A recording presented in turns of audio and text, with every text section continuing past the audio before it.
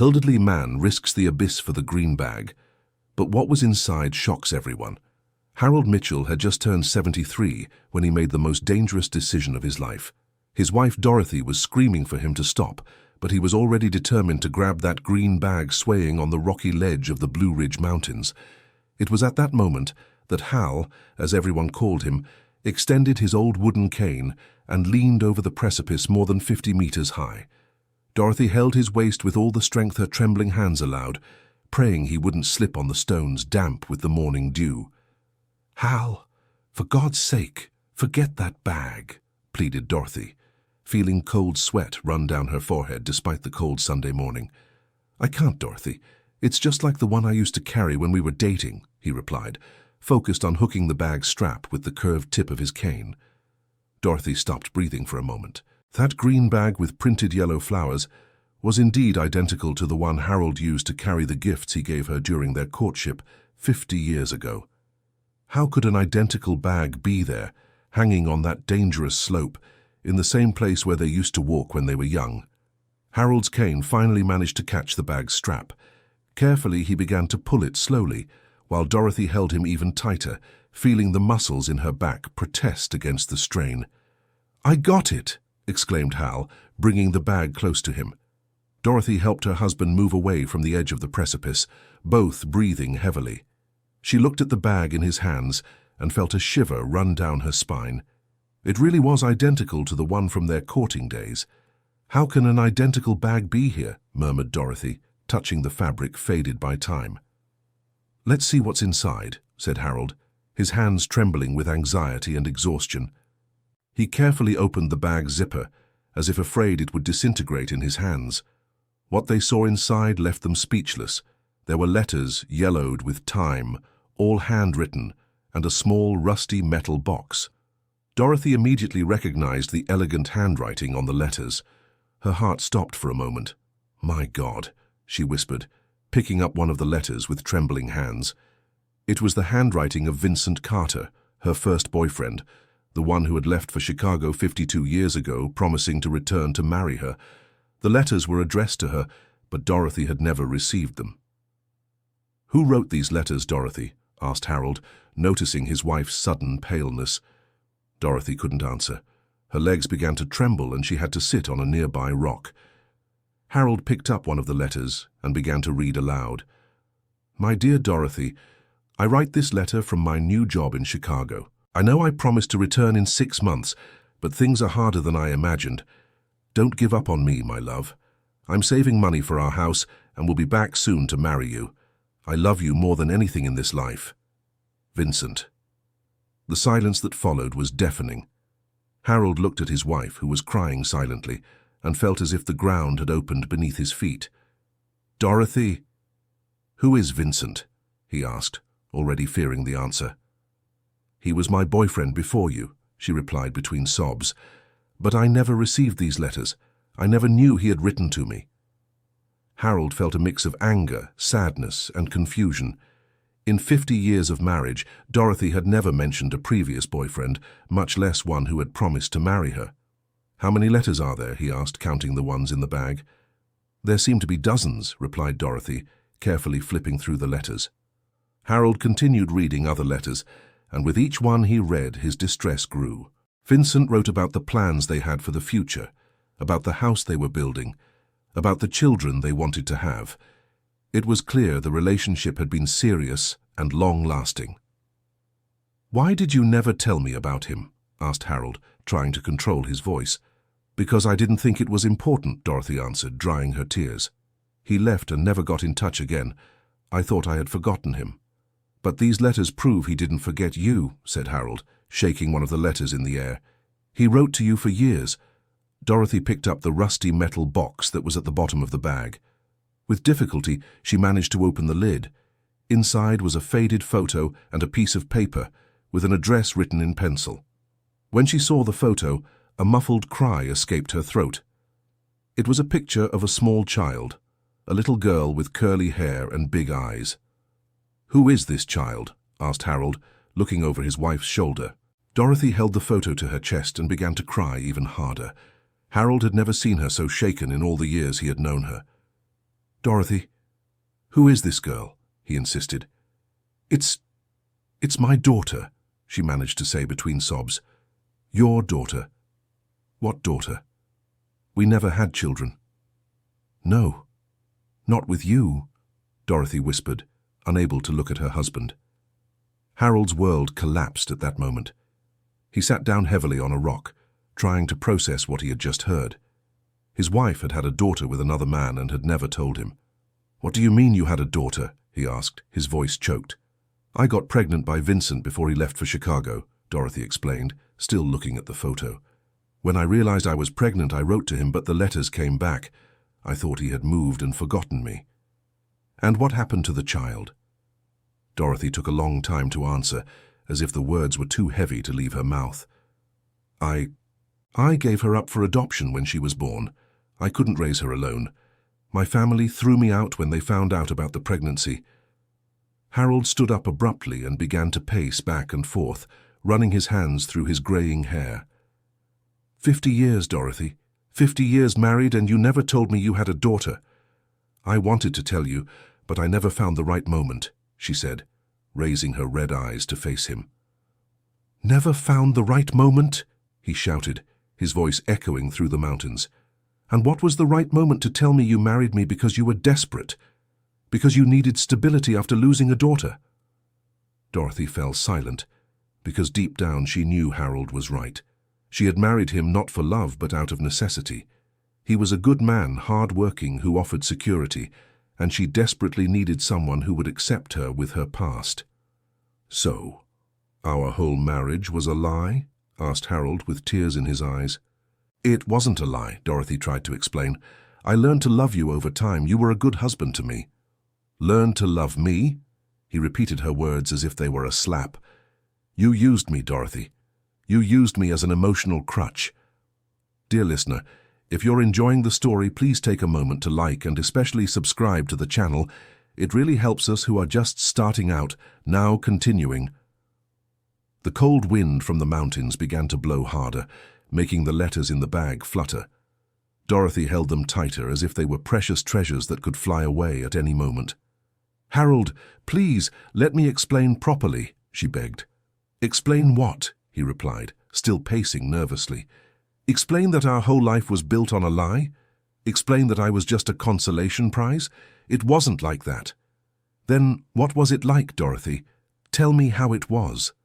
Dorothy took a deep breath and began to tell the story she had kept in her heart for over 50 years. She talked about how she met Vincent when she was only 16, how they fell madly in love, how he promised to marry her after he got a better job in Chicago. When he left, I cried every night for months, she said, her voice choked. I wrote letter after letter but never got a reply. Then I found out I was pregnant. Harold stopped walking and stared at her. And why didn't you try to find him? I did, Dorothy exclaimed. I went to Chicago, knocked on doors at every address he had given me, but no one knew him. It was as if he had vanished off the map. And the child? When she was born. Dorothy paused for a moment, as if the pain were physical. When Mary Ellen was born, I held her in my arms for only 3 days. Then I had to give her to a family who could give her what I couldn't. Mary Ellen. Harold repeated the name in his mind. His wife had named the daughter she never mentioned in 50 years of marriage. Where's the address that was in the box? He asked. Dorothy showed the yellowed paper. It was an address scribbled in pencil in Fort Wayne. It's the address of the family that adopted Mary Ellen, she explained. I kept it, thinking that maybe one day, but I never had the courage. Harold took the paper and studied the handwriting. It was different from the handwriting in Vincent's letters. It had probably been written by the person in charge of the adoption. Do you want to find her? He asked, surprising himself with the question. Dorothy looked at him in astonishment. After everything you just found out, you still ask me that?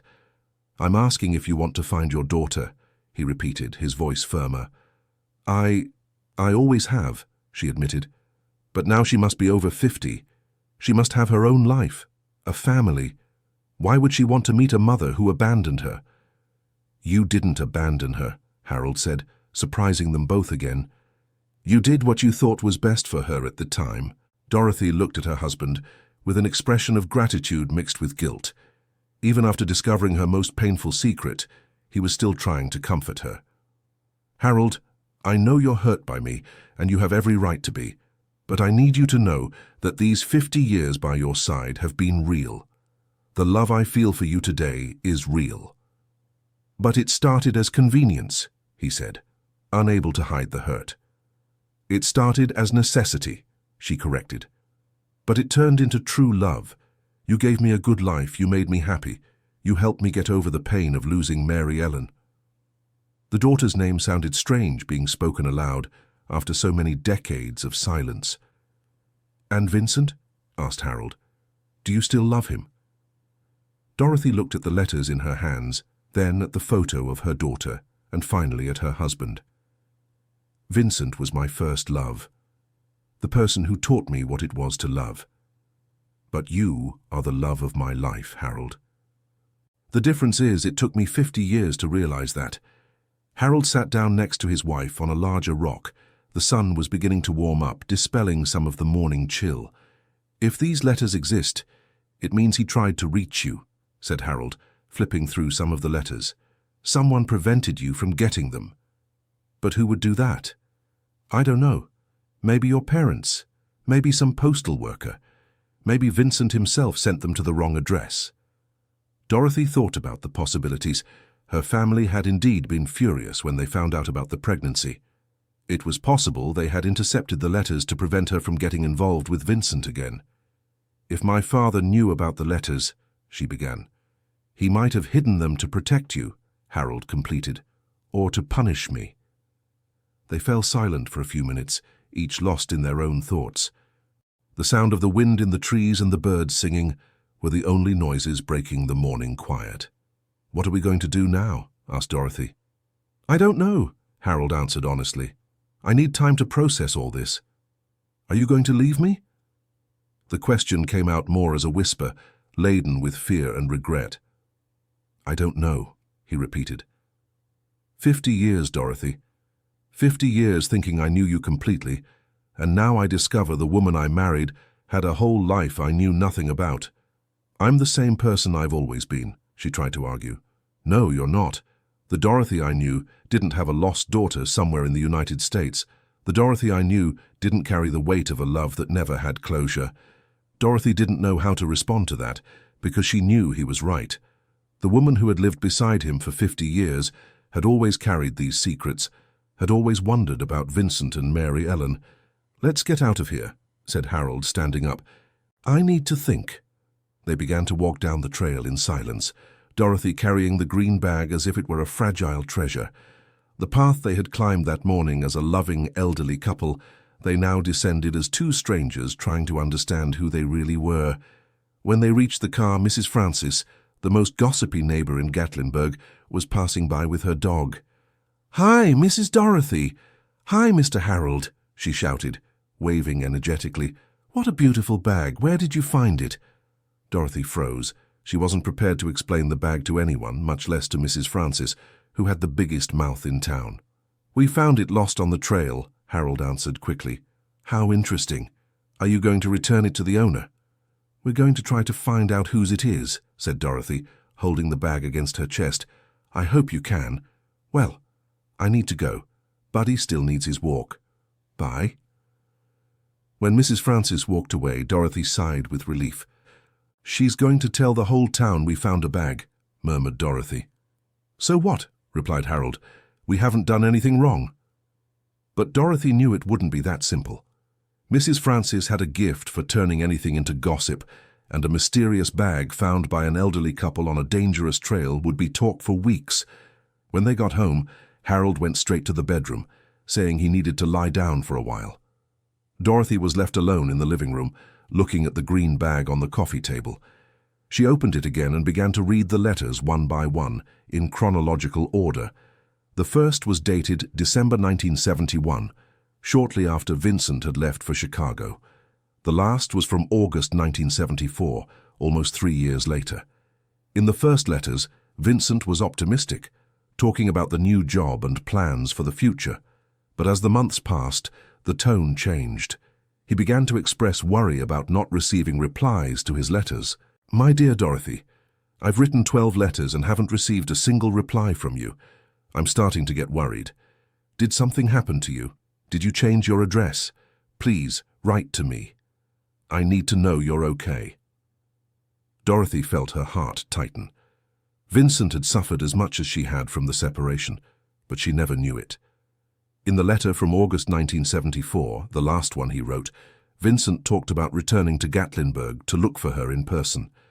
He said he had saved enough money and couldn't stand being without news any longer. "Dorothy, if you don't answer this letter, I'll understand you want nothing more to do with me. But before giving up on us forever, I'll come back there one last time. If you truly don't want me anymore, look me in the eyes and tell me.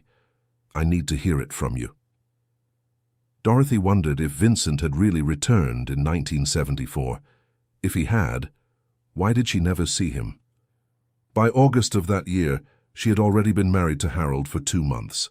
Mary Ellen had been born in March and given up for adoption 3 days later. Suddenly, Dorothy remembered something. In August 1974, Harold had insisted they take a belated honeymoon trip to the Lourdes Grotto. They were out of town for 2 weeks, visiting his relatives in the countryside near Chicago. Could it be that Vincent had returned exactly during those 2 weeks? Could it be that fate had conspired to keep them apart forever? Dorothy ran to the bedroom where Harold was pretending to sleep. "Harold, are you awake?" "I am," he answered without opening his eyes. "Do you remember our trip to Lourdes in 1974? "I do. Why? Do you remember it being your idea to go exactly in those 2 weeks in August?" Harold opened his eyes and looked at his wife with a strange expression. "Why are you asking this?" "The last letter from Vincent is from August 1974. He says he was coming back to Gatlinburg to look for me." Harold sat up in bed slowly. "You think he came and didn't find you because we were traveling?" "It's possible. Do you remember why you wanted to take that trip at that specific time?" Harold thought for a few moments. Then his face went pale. "Dorothy, I need to tell you something." "What?" "Back then your father came to me. He said he had received a letter from someone asking about you. He said it was better if you weren't in town for a few days." Dorothy felt as if she had been punched in the stomach. "My father knew Vincent was coming back. I didn't ask for details. Your father said it was for your own good. So you knew someone was looking for me, and you didn't tell me. I thought it was someone from your past who could hurt you. Your father said you'd be better off not knowing." Dorothy got up abruptly from the bed and began pacing back and forth. "My God, Harold, Vincent came looking for me and you all hid me. Your father told me it was to protect you." "Protect me from what?" "From my daughter's father, from the man I loved." "I didn't know that at the time," Harold shouted back. "I only knew you'd had a relationship that ended badly and that someone from your past was asking about you." Dorothy stopped pacing and stared at her husband. "Did you know about Mary Ellen?" "No. I found out about your daughter today, just like I found out about Vincent." "But my father knew everything." "I imagine he did." Dorothy felt a rage boiling inside her. Her father had controlled her life even after she was an adult, preventing Vincent from finding her and forcing her to live with doubts and regrets for 50 years. "Where are the letters Vincent sent me?" she asked. "What letters?" "The letters he sent to my home. Someone intercepted them." Harold lowered his head. "If your father intercepted them, he probably burned them along with everything that reminded you of Vincent." Dorothy vaguely remembered her father burning papers in the backyard a few months after her marriage to Harold. At the time, he said he was getting rid of old documents, but now she suspected they were Vincent's letters. 50 years, she whispered. 50 years living with the pain of having been abandoned, when in fact, Vincent never abandoned me. "And 50 years I lived thinking you loved me from the start," Harold replied. The two looked at each other in silence, realizing they had both been victims of decisions made by other people. Dorothy's father had manipulated the situation to ensure she would marry a stable man and forget Vincent forever. "What do we do now?" asked Dorothy. Now we need to decide if we want to keep living with the consequences of other people's lies, or if we're finally going to seek the truth. How? By looking for Vincent, by looking for Mary Ellen, by finding out what really happened. Dorothy looked at her husband in surprise. You would help me look for them? I don't know if I can completely forgive you for hiding this from me for 50 years, he said honestly. But I know you were also a victim in this situation, and if we're going to stay together, I need to understand the whole story. Dorothy sat on the edge of the bed and held her husband's hand. What if we find things that will hurt even more? At least there'll be truths, not lies. At that moment, the doorbell rang. Dorothy went downstairs to answer it and found Mrs. Francis holding a tray of homemade fudge. Hi, dear. I brought you a little treat. I was thinking about that bag you found this morning. Dorothy forced a smile. How kind, Mrs. Francis. Would you like to come in for some coffee? Oh, I'd love to. Dorothy immediately regretted the invitation, but there was no turning back. She led Mrs. Francis to the kitchen and began making the coffee, hoping the neighbor wouldn't ask too many questions about the bag. You know, Dorothy, that bag reminded me of a story my grandmother used to tell. What story? She said that in the 1970s, a young man from Chicago used to come here looking for a girl. He'd come by train and would walk all over town, asking about her. Dorothy's blood ran cold. Did your grandmother remember the girl's name? I think it was Dorothy something. Dorothy, I don't remember the last name. And the young man's name? Vincent, if I'm not mistaken. Vincent Carter. Dorothy had to lean on the kitchen counter to keep from falling. Mrs. Francis, did your grandmother say how many times he came here? I think it was several times. The last time was in 1974, I believe. My grandmother said he looked very sad. He stayed in town for a whole week looking for this Dorothy, but no one knew where she was. And then? Then he never came back. My grandmother said he left a letter with her to give to Dorothy if she ever showed up. Dorothy could barely breathe. What letter? Oh, my dear, that was over 50 years ago.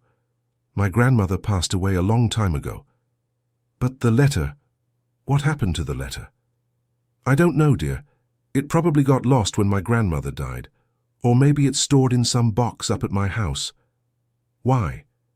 Did you know someone named Vincent Carter? Dorothy didn't know what to say. Mrs. Francis looked at her with growing curiosity. He was an acquaintance of my family, she lied. What an interesting coincidence. And you found a bag just today. At that moment, Harold came down to the kitchen. Good morning, Mrs. Francis. Good morning, Mr. Harold. I was telling your wife about a young man who used to come here in the 1970s looking for a girl named Dorothy. Harold looked at his wife and saw the desperation in her eyes. What an interesting story, he said, trying to sound casual. It is. And you know what's even more curious? My grandmother said this Vincent always carried a green bag with yellow flowers, just like the one you found today. The silence that followed was awkward. Mrs. Francis looked alternately at Dorothy and Harold, clearly expecting an explanation. Truly a curious coincidence, said Harold finally. Mrs. Francis, Dorothy said, trying to control her voice, you said you might still have the letter your grandmother kept. It's possible.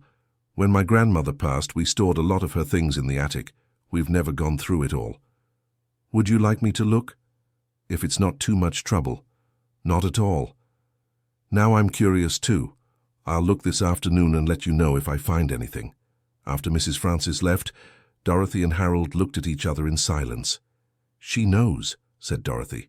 She suspects, corrected Harold. But she's not certain. What if she finds Vincent's letter? Then we'll find out what he really wanted to tell you before giving up on you forever.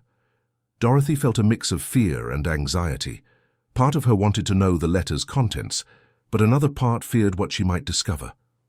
Harold, if we find out that Vincent really loved me, that he fought to find me, that he never abandoned me, could you continue being married to me knowing that? Harold thought for a long moment before answering. Dorothy, these 50 years we've lived together were real. What you feel for me today is real. What I feel for you is real. The past is important to understand who we are, but it can't destroy what we've built together. Even knowing I married you out of necessity and not love. Even knowing you learned to love me, he corrected, and that love became true over time. Dorothy moved closer to her husband and hugged him. I love you, Harold. I love the man you've become. I love the life we've built. I love the memories we've created. Vincent was my first love, but you are the love of my life. And I love you too, he replied, tightening the hug. That's why we'll discover the whole truth together. We'll look for Vincent, we'll look for Mary Ellen, and we'll close these chapters of your life that were left open. And if we find out they don't want to know me, then at least you'll know you tried. And you can live the rest of your life in peace, knowing you didn't leave anything behind. That afternoon, as promised, Mrs. Francis appeared at the door with a dusty box in her arms. I found it, she announced triumphantly. It was in the attic, inside an old suitcase of my grandmother's. Dorothy invited the neighbor in, and they went to the living room. Harold joined them, curious to see what the box contained. Mrs. Francis opened the box carefully. Inside were several letters, some old photographs and personal items that had belonged to her grandmother. Let's see, she murmured, searching through the papers. Here, found it. She pulled out a yellowed envelope with the name Dorothy written on the front. It was the same handwriting as the letters in the green bag. This is the letter my grandmother kept, said Mrs. Francis, handing the envelope to Dorothy. Dorothy held the letter with trembling hands. She knew that what was written there could change her life forever. Mrs. Francis, said Harold, would you mind if we read the letter in private? It might be something personal. Of course, of course. I understand perfectly. I'll leave and let you be. But tell me later if you manage to solve the mystery of the bag. After the neighbor left, Dorothy looked at the envelope for a few minutes, without the courage to open it. Do you want me to read it first? Asked Harold. No. I need to read it myself. Dorothy opened the envelope carefully and unfolded the letter. It was a sheet of ordinary paper, handwritten in blue ink. The handwriting was shakier than in the other letters, as if Vincent had been nervous or emotional when he wrote it. My dear Dorothy, this is the last letter I write to you. I've been in Gatlinburg for a week, looking for you, but no one can tell me where you are. I went to your old house and your neighbors said you got married and moved, but they couldn't give me your new address. I came here because I need to tell you something important. When I went to Chicago, I became seriously ill. I was hospitalized for months with tuberculosis and almost died. During all that time, I couldn't write or work. When I finally recovered, all the letters I had sent you had come back marked, "Address not found." I tried to come back many times to look for you, but something always got in the way. First it was the illness, then it was the lack of money, then it was the fear that you had forgotten me. I found out by chance, through an acquaintance, that you had our daughter. Dorothy, why didn't you look for me when you found out you were pregnant? Why didn't you give me the chance to take responsibility? I know it must have been very hard for you, and I forgive myself for not being by your side when you needed me most. But I need you to know that I never stopped loving you. Even knowing that you married another man, even knowing that our daughter was given up for adoption, I still love you. I leave this letter hoping that one day it will reach your hands. If that happens, and you want to meet me, I will be living at 347 Flower Street in Chicago. I will wait for you for the rest of my life. With all my love, Vincent. Dorothy finished reading the letter in tears. Harold took the paper from her trembling hands and read it too in silence. He was sick, whispered Dorothy. That's why he stopped writing, and he knew about Mary Ellen. How did he know about the child? I don't know, but he came looking for me, even knowing I had married you. Harold felt a pang of jealousy mixed with admiration. Vincent had fought for Dorothy until the end, even after finding out she had moved on. 347 Flower Street, read Harold. Does that address still exist? There's only one way to find out. Do you want to go to Chicago to look for him? Dorothy looked at her husband, seeing in his eyes a mixture of fear and determination. Only if you come with me, she said. Why? Because I need you to see that I choose you. I need you to know that even if I find Vincent, even if I discover he always loved me, I still want to stay with you. Harold held his wife's hand. And you need closure, he said. "You need to know what happened to him. You need to forgive yourself for the choices you made. And we need to look for Mary Ellen, too. First, Vincent, if he's still alive, maybe he knows something about your daughter." Dorothy agreed. They had two important people from her past to find, and Vincent seemed like the most logical starting point. The next morning, they got in the car and set off for Chicago. The trip took about 3 hours, enough time for both of them to reflect on what they might find in the capital city. "What if he died?" asked Dorothy during the trip. "Then we'll know he loved you until the end," answered Harold.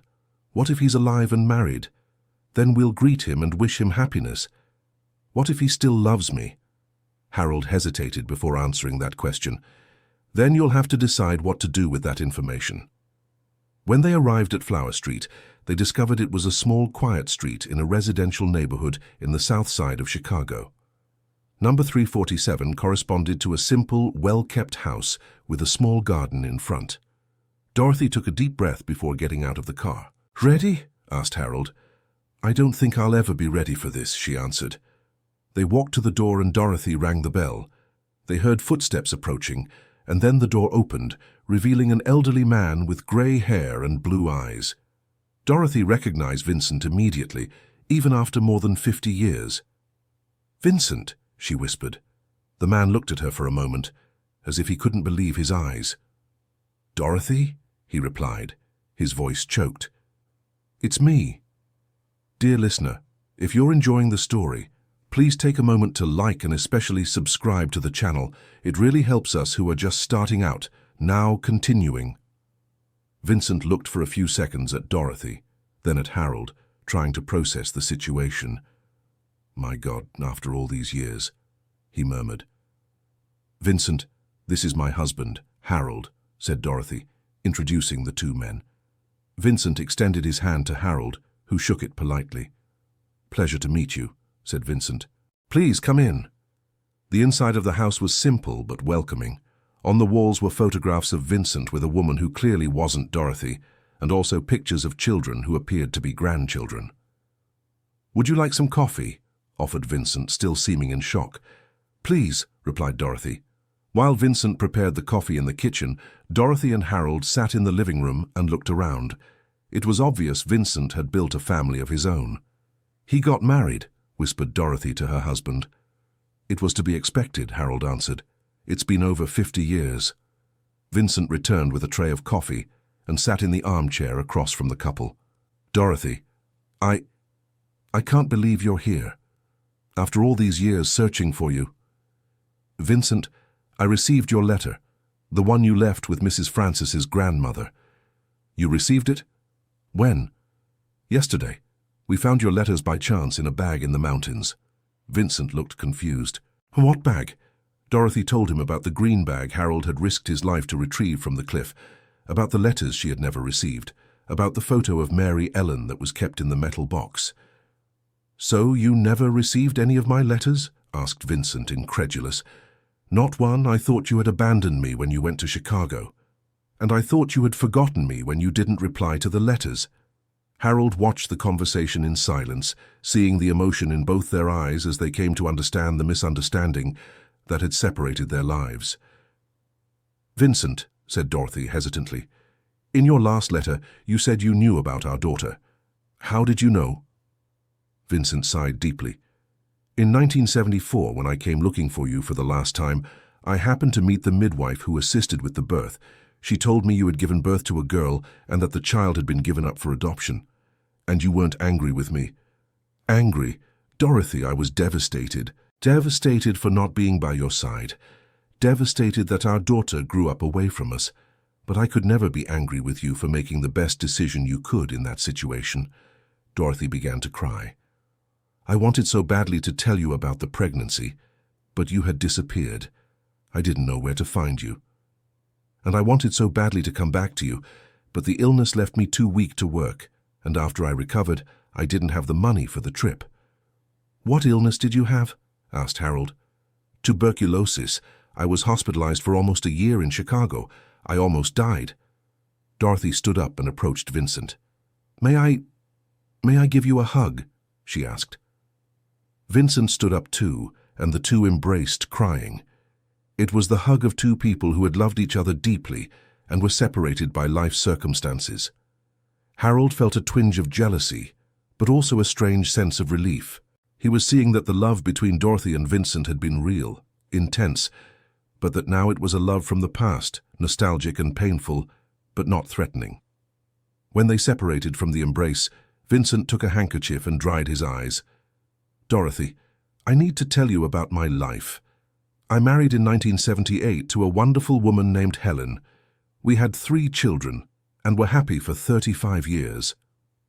"Were happy?" asked Dorothy, noting he had spoken in the past tense. "Helen passed away 7 years ago from cancer. Since then I've lived alone, looked after by my children and grandchildren." "I'm so sorry," said Dorothy sincerely. "And you? Were you happy with Harold?" Dorothy looked at her husband before answering. "We were happy, yes, 50 years of marriage. Harold was a wonderful husband." "Were?"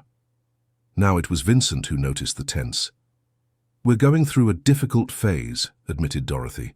"Discovering these letters really stirred up our feelings." Vincent looked at Harold. "I imagine it couldn't have been easy to learn about our history." "It really wasn't," Harold answered honestly. "But I understand you were victims of circumstance, not villains." "And what about Mary Ellen?" asked Dorothy, changing the subject. "Did you ever try to look for her?" Vincent shook his head. "I tried several times over the years, but the adoption laws back then made it nearly impossible to find a child who had been given up. I couldn't even find out the name of the family that adopted her." "I have the address," said Dorothy, showing the yellowed paper from the metal box. Vincent looked at the paper carefully. "Fort Wayne? That's near here. Do you want to go there and look?" "Would you go with us?" asked Dorothy, surprised. "Dorothy, our daughter is the only person who connects our history. Of course I'd like to meet her if she wants to meet us too." Harold felt a bit uncomfortable with the idea of them all searching for the daughter together, but he knew Dorothy needed this. "Then let's go to Fort Wayne today," decided Harold. The trip to Fort Wayne took about an hour. Vincent followed Harold and Dorothy's car, and along the way Dorothy was silent, thinking about what it would be like to find her daughter after more than 50 years. When they arrived at the address on the paper, they found an old house that had been turned into a small bicycle shop. The shop owner, a middle-aged man, greeted them kindly. "Do you know how long this house has been a shop?" asked Dorothy. "I bought the property 15 years ago," the man replied. "Before that it was a family home. The previous owners moved to the countryside." "Do you remember the family's name?" "Let me think. Harrington, I think. The Harrington family." Dorothy felt her heart race. In the metal box besides the address, there was a scribbled name, Harrington family. "Do you know where they moved to?" "I'm not sure, but I think they went to Lancaster. Mr. John, who lives in the corner house, was a friend of theirs. Maybe he can give you better information." They went to the corner house and knocked on the door. An elderly man with white hair answered. "Mr. John?" asked Vincent. "That's me. How can I help you?" "We're looking for the Harrington family that lived in the house where the bicycle shop is now." "Ah, Joseph and Mary Harrington. Wonderful family. They moved to Lancaster about 15 years ago when Joseph retired." "Do you know if they had children?" asked Dorothy, her heart tight. "Yes, they did. 2 biological sons and an adopted daughter. The girl was beautiful, named Mary Ellen, but she left home early, when she was about 15 or 16. Dorothy had to lean on Vincent to keep from falling. "Left how exactly?" asked Harold. "Oh, it was nothing serious. The girl was always independent. She got a job in Chicago and wanted to live her own life. Her parents were sad, but they respected her decision." "Do you know what happened to her after that?" asked Dorothy. "No, I don't. We lost touch with the family when they moved to Lancaster." "And do you have their address in Lancaster?" "Yes, I do. Wait here, I'll go get it." Mr. John returned with an old address book and looked up the Harringtons' name. "Here it is, 156 Aviation Street, Lancaster, but I don't know if they still live there." They thanked him for the information and set off for Lancaster. The trip was quick, but filled with anxiety. Dorothy was getting closer and closer to finding the daughter she had given up more than 50 years ago. In Lancaster, they found Aviation Street and looked for number 156. It was a simple, well-kept house with a small garden in front. Dorothy took a deep breath before ringing the doorbell. A grey-haired lady opened the door. "Good afternoon, are you Mary Harrington?" "Yes, I am. How can I help you?" "My name is Dorothy Mitchell. I'm looking for Mary Ellen, the daughter you adopted over 50 years ago." The lady's expression changed immediately. "Mary Ellen, our daughter Mary Ellen?" "Yes." The lady looked at Dorothy for a few seconds, then at Vincent and Harold, clearly trying to understand the situation. Are you her birth parents?" "I am the birth mother," replied Dorothy. "And this is Vincent, the birth father." "My God, after all these years, do you know where we can find her?" Mrs. Mary hesitated for a moment. "Please, come in. Joseph, come here," she called into the house. An elderly gentleman appeared in the living room. "Joseph, these are Mary Ellen's birth parents." Mr. Joseph looked as surprised as his wife. "Please sit down," he said. "Mary, make some coffee for our guests." While Mrs. Mary prepared the coffee, Mr. Joseph explained the situation. "Mary Ellen left home when she was 16.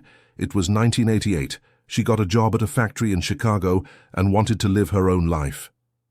"What was she like as a child?" asked Dorothy, with tears in her eyes.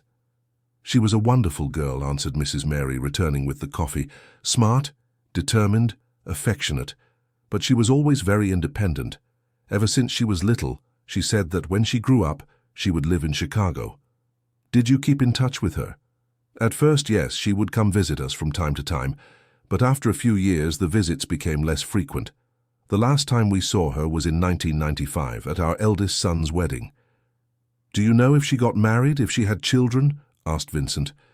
"We know she did get married. By 1995 she was already married to a young man named Richard, but we don't know if they had children." "And you don't have her current address?" Mr. Joseph and Mrs. Mary exchanged an uncomfortable look. "What is it?" noticed Harold. "It's just that," began Mrs. Mary. "We tried to reach out to her a few times over the years, but she always made it clear she wanted to keep her distance from the family. I think she never really got over the fact that she was adopted." "What do you mean?" asked Dorothy. "When she was a teenager, she started asking a lot of questions about her birth parents. She wanted to know why she had been given up for adoption, if her parents didn't want her. We always tried to explain that it was probably a very difficult decision, but she felt rejected." Dorothy felt a deep pain in her chest. Her daughter had grown up feeling rejected and unwanted. "Did she ever try to look for us?" asked Vincent. "She tried a few times when she was younger, but she could never find any information. Back then it was much harder to do that kind of search." "And do you have any way to contact her today?" "We have an old phone number, but we don't know if it's still good. And we know the name of the neighborhood where she lived in Chicago a few years ago." Dorothy stood up and walked to the window, trying to control her emotions. "Would you like to try to get in touch with her?" asked Mrs. Mary. "More than anything," replied Dorothy. "But I'm afraid she won't want to meet us." "I think it's worth a try," said Mr. Joseph. "Mary Ellen has always been a fair person. Even if she's hurt, I think she would give you the chance to explain your story.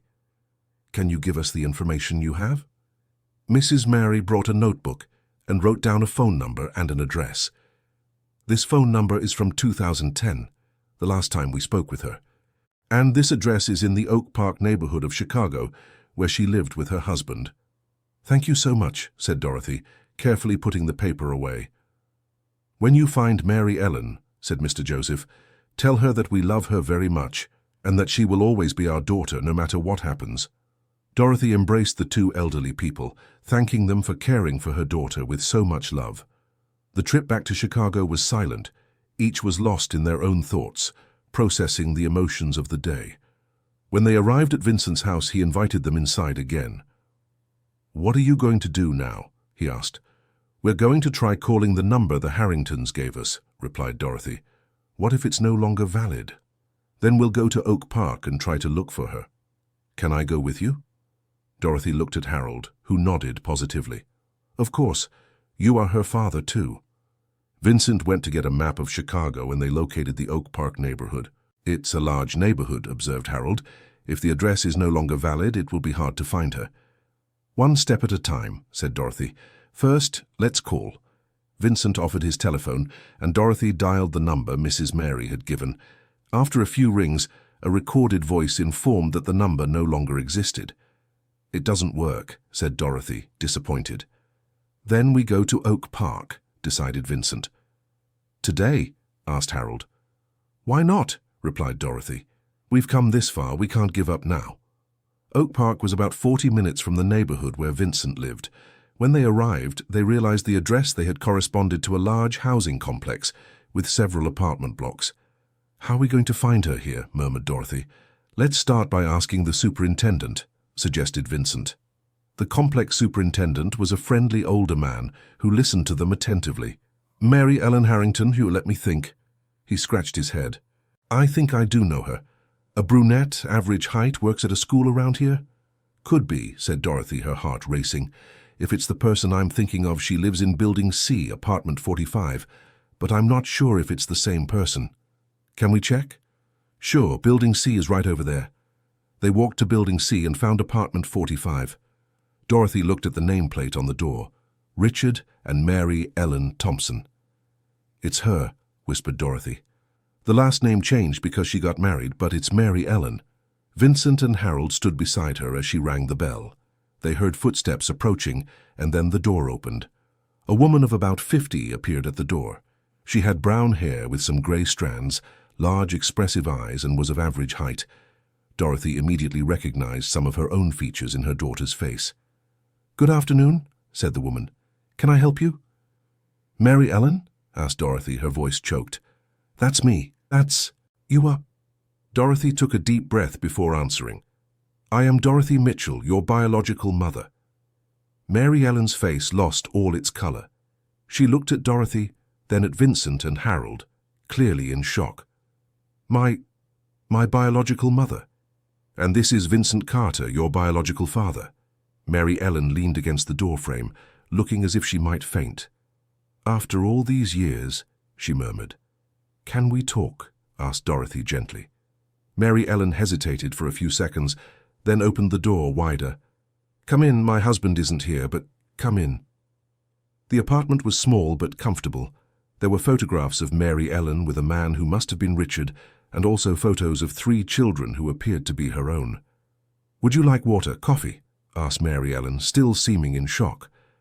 Just water, thank you, replied Dorothy. While Mary Ellen went to get water in the kitchen, Dorothy, Vincent, and Harold looked around the living room. It was clear Mary Ellen had built her own family and a stable life. You have grandchildren, observed Vincent when Mary Ellen returned. 3, Matthew, 25, Anne, 22, and Peter, 19. What are they like? Asked Dorothy, eager to learn more about her daughter's family. They're wonderful. Matthew is finishing his engineering degree, Anne is studying medicine, and Peter is still in high school. You must be very proud of them, said Dorothy. I am, Mary Ellen replied, but her tone was cautious. But why are you here? Why now, after more than 50 years?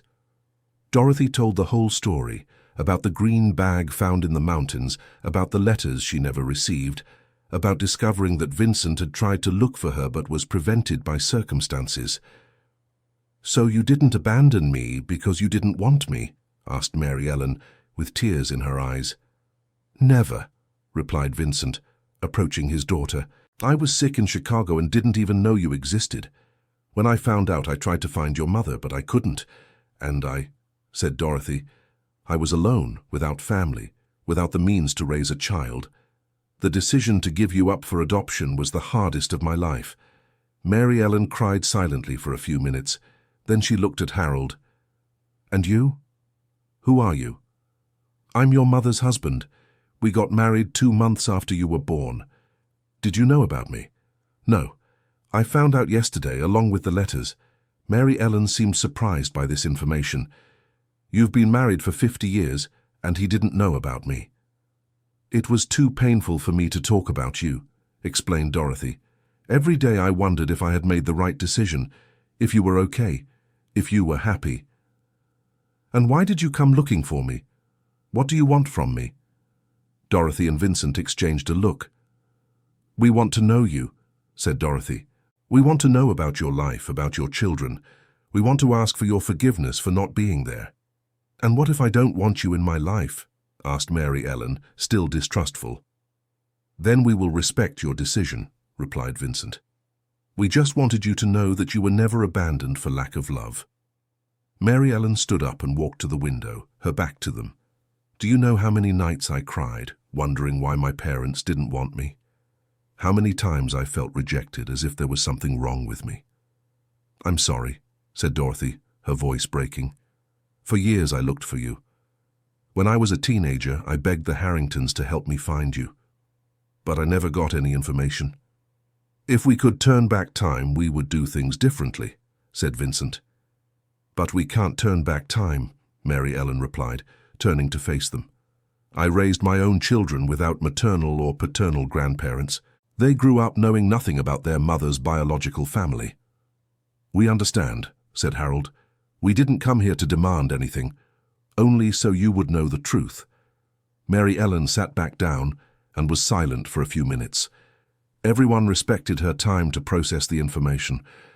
I always imagined what it would be like to meet you," she said finally. "I imagined I would be furious, that I would scream, that I would throw you out. But seeing you here, seeing that you also suffered, it's different than I imagined." "How do you feel?" asked Dorothy gently. "Confused, relieved to know I wasn't rejected, sad that we lost so much time, scared about what this means for my family." "It doesn't mean anything you don't want it to mean," said Vincent. "We have a whole lifetime to make up for if you want, or we can say goodbye here, knowing we finally met." Mary Ellen looked at each of them, studying their faces. "I need time to think. I need to talk to my husband, to my children. This is going to change a lot for our family."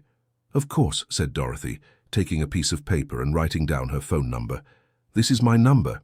If you want to talk to us, you can call any time." Vincent also wrote his number on the paper. "And if you decide you don't want to get to know us better, we'll understand that too," he added. Mary Ellen took the paper and carefully put it away. Can I ask you some questions about yourselves?" "Of course," said Dorothy. "Did you have other children?" Dorothy shook her head. "I couldn't get pregnant again. You were my only daughter." "And you?" she asked Vincent. "I had 3 children with my wife Helen, your half-brothers. Do they know about me?" "No, just like you, my history with your mother was too painful to talk about." "And you?" she asked Dorothy and Harold. "Were you happily married?" "We were," Harold replied. "Your mother was a wonderful wife. And now I understand why she was always so affectionate with the neighborhood children." Dorothy smiled sadly. "I took care of all the children as if they were you." "I work at a school," said Mary Ellen. "I've always liked taking care of children." "What kind of work do you do at the school?" asked Vincent. "I'm the principal of a public school. I've worked there for 25 years. "Did you study to be a teacher?" asked Dorothy. "Yes. I got my degree in education and then a master's in educational management." Dorothy felt immense pride in her daughter, but also a deep sadness for not having been there for her achievements.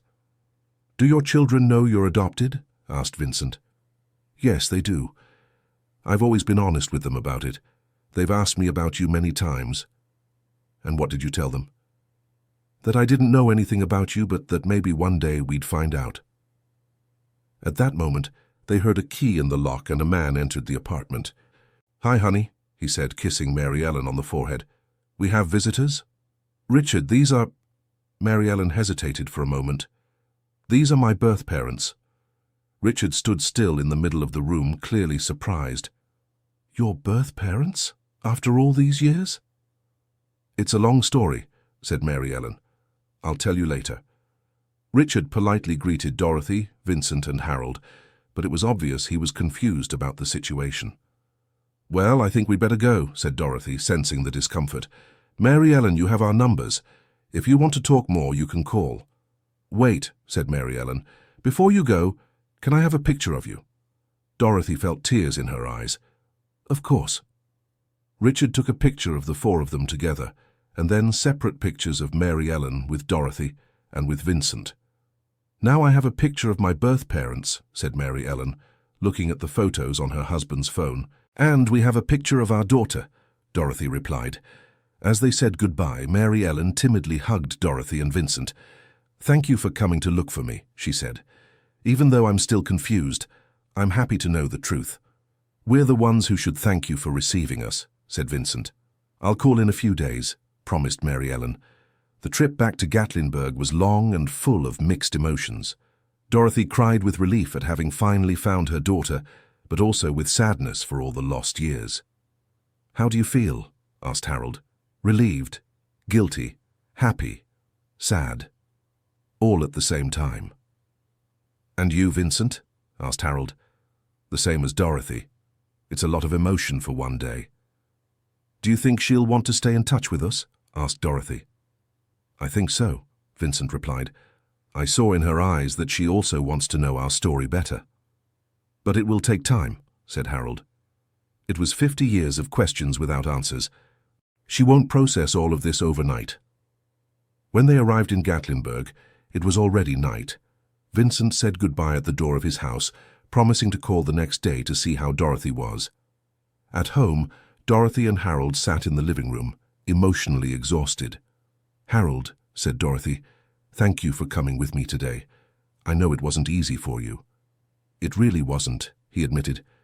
"But I needed to see for myself that you chose our life together. And now? What will happen to us?" Harold thought for a few moments before answering. "Now we will rebuild our marriage based on truth. No secrets, no lies, no past hurts. Do you forgive me for hiding all of this from you?" "I already have.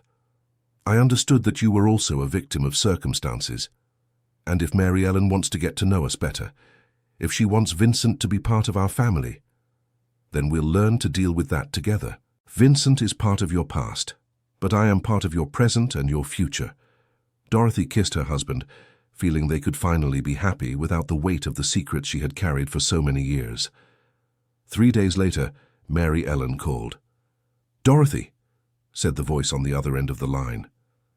"My daughter," Dorothy answered, her heart racing. "I talked to my husband and my children. They want to meet you too." "Really? Really? They've always been curious about my birth parents, and now that they know you didn't abandon me, they want to be part of the story." Dorothy began to cry with joy. "When can we meet? How about next Sunday? You can come for lunch at our house. I'll cook that Denver-style food I learned from Mrs. Mary Harrington. We'd love that. Can Vincent come too?" "Of course. My children want to meet their paternal grandfather too." "Mary Ellen, may I call you daughter?" There was a pause on the other end of the line. "Yes, you may." "Mother." Dorothy ended the call crying with happiness. After 50 years, she could finally call Mary Ellen her daughter. The following Sunday, Dorothy, Harold, and Vincent went to Chicago for lunch at Mary Ellen's house. The grandchildren welcomed their grandparents with affection and curiosity, asking 1,000 questions about their stories. Matthew, the oldest, looked very much like Vincent. Anne had Dorothy's eyes. Peter had Mary Ellen's smile. During lunch, Mary Ellen told them about her life, how happy she had been with the Harringtons, how she had met Richard, how she raised her children. "Did you know your great-grandparents too?" asked Anne, smiling. "How so?" asked Dorothy. "Matthew has a 2-year-old daughter. She's sleeping now, but you'll meet her in a little while." Dorothy and Vincent looked at each other, moved. Not only had they found their daughter and grandchildren, but they also had a great-granddaughter. When the little girl woke from her nap, Matthew brought her into the living room. "This is Emily, my daughter," he said proudly. The little girl with curly hair and big eyes ran straight to Dorothy, who picked her up and began to cry. "She looks like you when you were a baby," Vincent whispered to Mary Ellen. "Will you come visit us always?" asked Peter. "If you'd like us to," answered Harold. "We would," said Anne. "We always wanted more grandparents." During the afternoon, Dorothy told stories about her childhood in Gatlinburg. Vincent talked about his other children in Chicago, and Harold shared memories of 50 years of marriage with Dorothy. "Grandma Dorothy," said Emily, tugging on Dorothy's blouse, "tell me a story." Dorothy melted upon hearing her granddaughter call her grandma. "What story do you want to hear, my princess?" "The green bag story." Dorothy looked at Harold and Vincent, smiling. "Once upon a time there was a green bag that held many secrets on a very high mountain." As Dorothy told the story to her great-granddaughter, adapting it for the child's age, Vincent and Harold talked in the backyard. "Harold, thank you for allowing me to be part of this family," said Vincent. "Dorothy's family is my family too," answered Harold, "and you are part of Dorothy's story. Will you be able to overcome all that happened? We already have. What we discovered in the last few days only made our love stronger." "How so?" "We discovered that our marriage withstood 50 years of secrets, misunderstandings, and hurts. If it withstood that, it can withstand anything. Dorothy is a very special woman. Yes, she is. And now she can be completely happy because all the chapters of her life have been closed with a happy ending." When it was time to leave, Mary Ellen hugged Dorothy for a long time. "Mother, thank you for giving me life and for having the courage to look for me. Thank you for welcoming me with open arms, my daughter. From now on, you are part of our family. We will create new memories together." "Yes, we will." In the car, on the way back to Gatlinburg, Dorothy held Harold's hand. "Harold, thank you for helping me close this circle. Thank you for allowing me to be part of this journey. I love you. I love you too, more than before, because now I love you completely, with all your secrets and your truths." Dear listener, if you are enjoying the story, please take a moment to like and especially subscribe to the channel. It helps us a lot, as we are just starting out, now continuing. 6 months after the first meeting with Mary Ellen, Dorothy and Harold received a special invitation.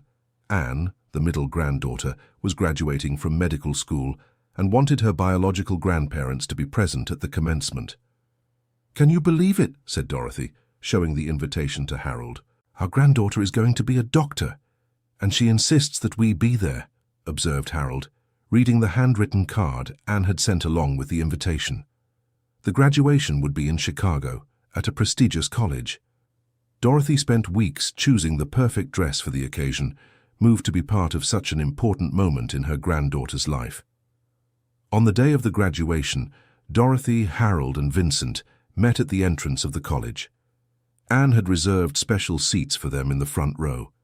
"Grandma Dorothy, Grandpa Vincent, Grandpa Harold," Anne shouted, running toward them with her cap on. Dorothy laughed upon hearing Anne call Harold Grandpa too. In recent months, he had become a dedicated grandfather to Mary Ellen's 3 children. "How are you feeling, my princess?" asked Dorothy, adjusting her granddaughter's cap. "Nervous? But happy you are here." "We wouldn't miss it for the world," said Vincent. During the ceremony, Dorothy cried with pride watching Anne receive her medical diploma. She thought about how surprising life was. 6 months ago, she didn't even know she had a granddaughter, and now she was watching that granddaughter become a doctor. After the graduation, the whole family gathered at a restaurant to celebrate. Mary Ellen gave an emotional speech, thanking her biological parents and her adoptive parents for making her education, and consequently her children's education, possible. "I toast to my 4 parents," she said, raising her glass, "Joseph and Mary Harrington, who raised me with love, and Dorothy and Vincent, who gave me life and are now part of our family.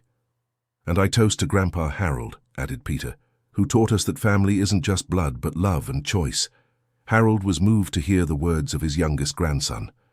"And I toast to you, my wonderful grandchildren, who taught me it's never too late to be a grandfather," he said. During the party, Emily, now almost 3 years old, approached Dorothy with a drawing in her hand. "Grandma Dorothy, I drew our family." Dorothy looked at the drawing and saw several stick figures, all holding hands. "Who are these people, Princess?" "Here is Mommy Mary Ellen, here is Daddy Richard, here is me, here is Matthew, here is Anne, who became a doctor today, here is Peter." Dorothy followed with her eyes as Emily pointed to each figure. "And these here are all the grandpas and grandmas." In the drawing, Emily had placed 6 figures of elderly people: Dorothy, Vincent, Harold, and also Joseph and Mary Harrington, who remained as grandparents in the family's heart. "What a big family we have," said Dorothy, hugging her great-granddaughter. "It's a lot of love," replied Emily, with her still childish speech. Later that night, as they were returning to Gatlinburg, Dorothy reflected on how her life had completely changed in just a few months. "Harold, do you regret that we found the green bag that morning?" "Never," he answered without hesitation. "That morning changed our life for the better." "How can you be so sure?" "Because before we were happy living a lie, now we are happy living a truth." "And isn't it hard sharing the family with Vincent?" "Vincent is not my rival, Dorothy. He is the father of my grandchildren. He is part of our extended family." Dorothy smiled. In recent months, Harold and Vincent had developed a genuine friendship. They even met alone sometimes to play dominoes and talk about the grandchildren. "And you don't feel jealous of my relationship with him?" "I feel a tiny pang sometimes," Harold admitted. "But then I remember that you chose to stay with me, not with him, and that the love you have today is different from the love you had in the past." Dorothy took her husband's hand and kissed it. "I choose you every day, Harold.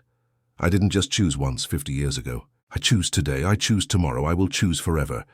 A few months later, Dorothy received an unexpected call from Vincent. "Dorothy, I need to tell you something important." "What is it?" she asked, worried by the serious tone of his voice. "I've met someone." Dorothy was silent for a moment, processing the information. "Someone special?" "Yes, a wonderful woman named Eleanor. She's a widow, my age, and, well, we're getting to know each other better." Dorothy felt a strange mix of happiness and melancholy. "That's wonderful, Vincent. You deserve to be happy. Are you sure it doesn't bother you?" "Why would it bother me? You have a right to rebuild your life."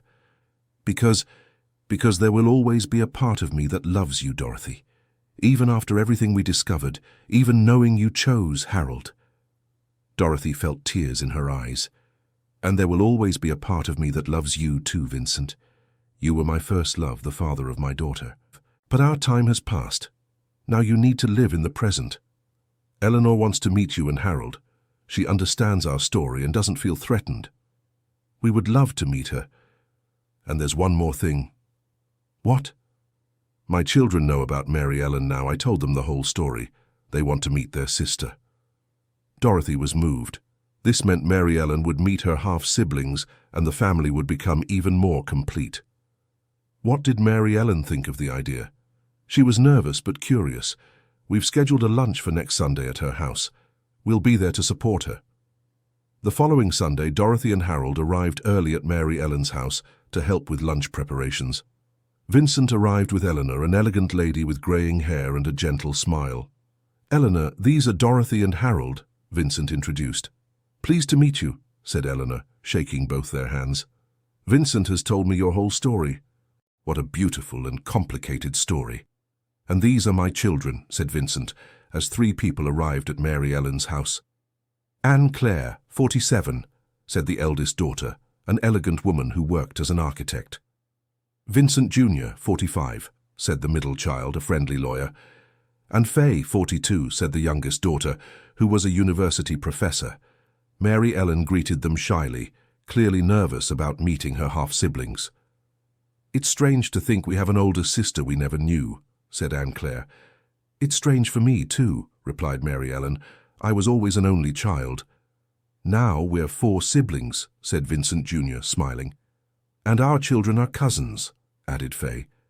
During lunch, the half-siblings talked about their lives and asked Mary Ellen 1,000 questions about her story. At first, the atmosphere was tense, but as the conversation flowed, everyone began to feel more at ease. "You know what's funny?" said Anne Claire. "You work in education, I work in architecture. Vincent is a lawyer and Faye is a teacher. Daddy always said he wanted his children to have professions that helped society." "And we all managed it," observed Mary Ellen. "It seems the values he tried to teach us reached you too, even from a distance," said Vincent Jr. "The Harringtons always taught me the importance of studies and helping others," explained Mary Ellen. "So we were all raised with the same values," concluded Faye.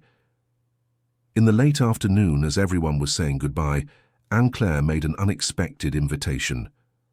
"Mary Ellen, I'm organizing a 50th birthday party for Vincent Jr. next month. Would you and your family like to come?" "Really?" asked Mary Ellen, surprised. "Of course, you're our sister. And Dorothy and Harold are invited too, of course." Mary Ellen looked at Dorothy, who nodded positively. "We'd love to," replied Mary Ellen. A month later, the whole extended family gathered for Vincent Jr.'s party. It was a big party, at an elegant club in Chicago with over 100 guests. Dorothy was moved to see Mary Ellen being introduced to everyone as "my sister" by her half-siblings. It was clear she had been completely accepted into the family. "Grandma Dorothy," said Emily, tugging on Dorothy's skirt, "why are there so many people here?" "Because our family is growing, Princess," replied Dorothy. "Now we have more uncles, cousins, and even a great-aunt Eleanor. Is a big family better? A big family with lots of love is much better." During the party, Dorothy watched Vincent dancing with Eleanor and felt a deep peace in her heart. Everyone had found their place in the new family configuration. "What are you thinking about?" asked Harold, approaching her. "I'm thinking life has a funny way of sorting things out." "How so?" "If the bag hadn't gotten stuck on that slope, if Mrs. Francis hadn't kept Vincent's letter, if you hadn't supported me in this search, none of this would have happened. Do you think it was fate? I think it was love. Love always finds a way to bring together the people who should be together." That night, as they were returning to Gatlinburg, Harold asked a question Dorothy didn't expect. "Dorothy, would you like us to move closer to Chicago?" "Why?" "To be nearer to our grandchildren and our great-granddaughter. I want to enjoy every moment we have left with them." Dorothy was moved by the suggestion. "You would do that for me?" "I would do it for us, for our family." "But you were born in Gatlinburg.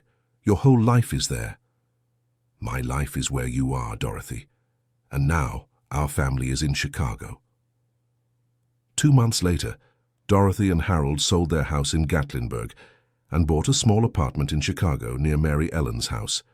Vincent helped them find the perfect apartment, and Eleanor helped Dorothy decorate it. "Now you can come for dinner here every week," said Mary Ellen when they moved in. "And you can pick up Emily from school sometimes," added Matthew. "And Grandpa Harold can teach me chess," said Peter. Harold was moved to hear that Peter wanted to learn chess from him. During the first Christmas they all spent together, Dorothy looked around the table and counted 22 people. Mary Ellen and Richard, their 3 grandchildren and their families, Vincent and Eleanor, Vincent's 3 children and their families, her and Harold, and even Joseph and Mary Harrington, who had come from Lancaster for the dinner. "Who would have thought a green bag could bring so many people together?" remarked Mrs. Mary Harrington. "The bag didn't bring us together," corrected Dorothy. "Love did. The bag just showed the way." "And what's the secret to such a big family living in harmony?" asked Eleanor, who was still getting used to the family dynamics. "Not having secrets," answered Harold, looking at Dorothy. "Talk about everything, forgive when needed, and always remember that family is who we choose to love. And giving second chances," added Vincent, "for people and for ourselves."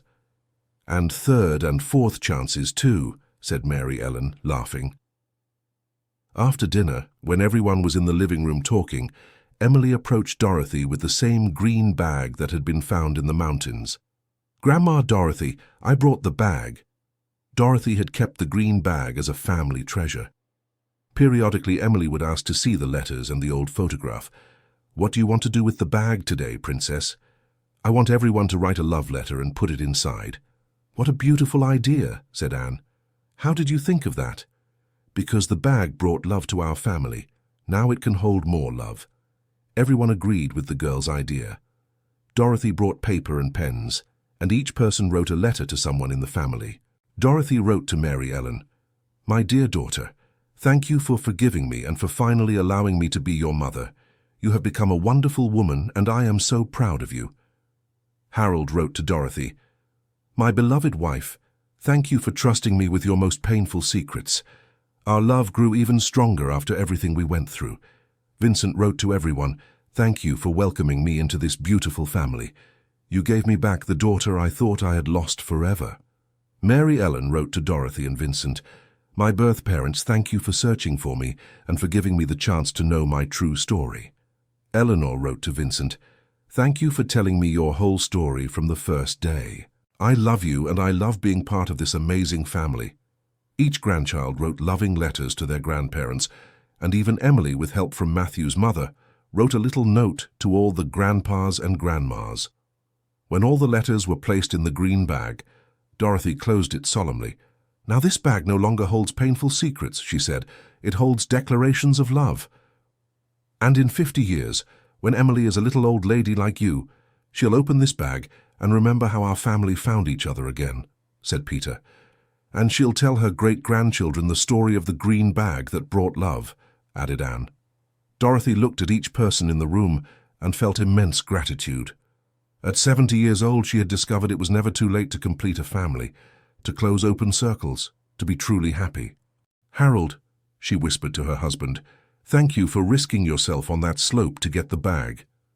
"Thank you for making the risk worth it," he answered, kissing his wife's forehead. Emily, who was almost asleep in Dorothy's lap, murmured, "Grandma, tell the story of the green bag again." "Tomorrow, Princess. Now it's time to sleep." "But promise you'll always tell it." "I promise I'll tell it to you, to your children, to your grandchildren. This story will pass from generation to generation." "Why is it important to always tell it?" Dorothy thought for a moment before answering. "Because it's a story about not giving up on love, Princess. About having the courage to seek the truth, even when it hurts. And about discovering that family is much bigger than we imagine. "And about magical green bags?" asked Emily, her little eyes already closing. "Yes," laughed Dorothy. "And about magical green bags that hold surprises of love." That night, when everyone had already left and the apartment was quiet, Dorothy and Harold sat on the balcony looking at the lights of Chicago. "Do you regret anything, Dorothy?" "I regret taking 50 years to be completely honest with you, but I don't regret any of the choices I made. Every choice brought me here to this moment, to this family. And if you could change something from the past, I wish Vincent hadn't gotten sick, that my letters had reached him, that I'd had the courage to look for him sooner. But if I changed those things, maybe I never would have married you. And I can't imagine my life without you. Neither can I imagine my life without you. Harold, thank you for showing me that love can grow, transform, deepen over time. Vincent was my first love, but you are my great love. Dorothy, thank you for teaching me that it's never too late to forgive, to start over, to accept the past and build a better future." They stayed silent for a few minutes, holding hands, listening to the sounds of the big city that was now their home. "What are you thinking about?" asked Dorothy. "I'm thinking we are the luckiest grandparents in the world." "Why?" "Because we gained an entire family all at once. 3 wonderful grandchildren, a beautiful great-granddaughter, dear sons-in-law and daughters-in-law, and even new friends like Eleanor." "And you? What are you thinking about?" "I'm thinking that life has different phases. The first phase was discovery, when I fell in love with Vincent. The second phase was building, when I built a life with you. And now I'm in the third phase, the phase of completeness." "How so?" "Now I have everything. The husband I love, the daughter I reunited with, the grandchildren I adore, the peace of mind that comes from having no more secrets. I am complete." "And what will the next phase be?" Dorothy smiled. "The next phase will be gratitude. I'll spend the rest of my life being thankful for having had the courage to open that green bag." 6 months later, Dorothy received news that made her radiant. Anne was pregnant, and she would be a great-grandmother again. "Grandma Dorothy," said Anne over the phone, "we want to name the baby Dorothy if it's a girl. In your honor." Dorothy cried with emotion upon hearing that. "It would be the greatest honor of my life," she replied. "And if it's a boy, we'll name him Harold Vincent, honoring both grandfathers." Harold, who was listening to the conversation, was also moved. 9 months later, Dorothy Thompson was born, a little girl with big eyes and curly hair, just like Emily when she was a baby. The day Dorothy held the great-granddaughter who bore her name, She felt her life had come full circle. From a young woman who gave a daughter up for adoption, she became a grandmother and great-grandmother to a large, loving family. "Welcome to the family, little Dorothy," she whispered to the baby. "You will grow up surrounded by so much love." Harold came closer and looked at the great-granddaughter. "She has the shape of your eyes," he observed. "And Vincent's nose," added Dorothy.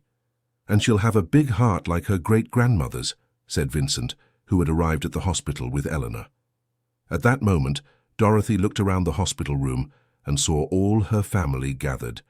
Harold, Vincent, Eleanor, Mary Ellen, Richard, Matthew with his wife Peter, Emily, now 4 years old, and Anne with her husband. "This little girl will be very lucky," said Eleanor. "She'll grow up knowing she's loved by a huge family. And she'll know the story of the green bag from a young age," added Emily. "I already know how to tell the whole thing." Dorothy laughed, imagining Emily telling the story to her new cousin.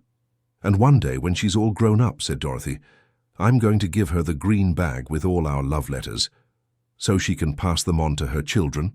asked Peter. "So she understands that love is the only inheritance that truly matters."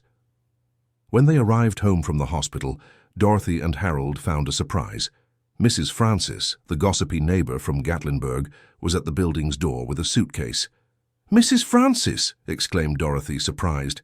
"What are you doing here?" "I've come to spend a few days with you. I heard from Joseph at the market that you had another great-granddaughter. I couldn't miss meeting her." Dorothy and Harold exchanged an amused look. Mrs. Francis was still the same as ever. "You can stay in the guest room," offered Harold. "How kind! And I want to hear all about how the family is doing. That story about the green bag has become a legend in Gatlinburg." "A legend?" asked Dorothy. "Well, of course, everyone tells the story of the couple who found a mysterious bag and discovered an entire family. Some people don't even believe it's true." "But it is true," said Harold. "I know. That's why I came to document everything properly. My granddaughter is writing a book about true stories from Gatlinburg, and your story is going to be the main chapter." Dorothy was touched by the idea that their story could inspire other people. "Can we be in the book?" "Of course. We'll interview everyone. You, Vincent, Mary Ellen, the grandchildren. It's going to be a beautiful book." During the week, Mrs. Francis stayed in Chicago. She interviewed every family member, recorded testimonies, took photographs, and even filmed Emily telling the story of the green bag in her own childish words. "Grandma Francis," said Emily. She had adopted Mrs. Francis as a grandmother too. "Do you want to see the real bag?" Dorothy brought out the green bag, which was now kept in a special box. "My, it's exactly as I imagined," exclaimed Mrs. Francis. "Would you like to read some of our love letters?" offered Dorothy. "May I really?" Dorothy chose some letters that weren't too intimate and read them to Mrs. Francis, who cried with emotion. "What a blessed family you are," she said. "This story needs to be known by the whole world." On the last day of Mrs. Francis's visit, the whole family gathered in Dorothy and Harold's apartment for a special farewell. "Mrs. Francis," said Vincent, "thank you for keeping my letter for so many years. If you hadn't kept it, this family would never have been reunited." "I knew that letter was important," she replied. "My grandmother always said, 'Francis, a love letter must be delivered, even if it takes 50 years. "And you fulfilled your grandmother's mission," said Mary Ellen. "More than that," added Dorothy, "you were an angel in our story." When Mrs. Francis departed, she left a gift for the family, a photo album with all the pictures she had taken during the week, organized chronologically to tell the complete story. "So you never forget how you got here," she said, handing the album to Dorothy.